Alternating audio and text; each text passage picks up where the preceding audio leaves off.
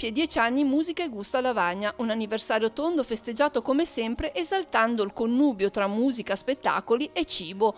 Per l'occasione gli organizzatori hanno raddoppiato il numero delle street band che allieteranno l'evento. Quest'anno, diciamo, tra le novità musicali abbiamo 2 street band, una che rappresenta un po' diciamo, il sunto dei 10 anni con una street che era venuta già 2 volte, i De Tamarros, e in più avremo i Barabba Gulash, che sono 7 elementi che si districheranno con musica italiana anni 70 condita da diciamo, sonoro balcanico. Ecco. 10 band, 2 street band e 10 punti DJ per la parte musicale, a cui risponderanno circa 60 attività alimentari del territorio che proporranno i loro piatti al prezzo da 1 a 8 euro. Si inizia venerdì, ma la manifestazione continua anche sabato dal tardo pomeriggio. Ci saranno 4 punti, diciamo, di interesse, che sono 2 corpi di ballo, una sulla passeggiata mare, credo che facciano break dance, e il flamenco in piazza Vittorio Veneto, mentre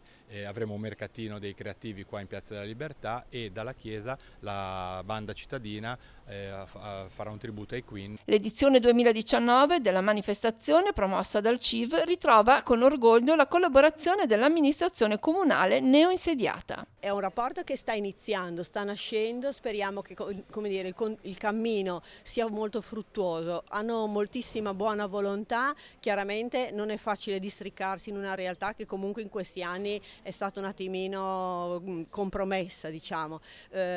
Comunque ci siamo trovati con persone molto disponibili ad ascoltare, disponibili a collaborare, e mi pare che cerchino di adoperarsi con i mezzi che abbiamo nel nostro comune per portare tutto al termine nel miglior modo delle situazioni.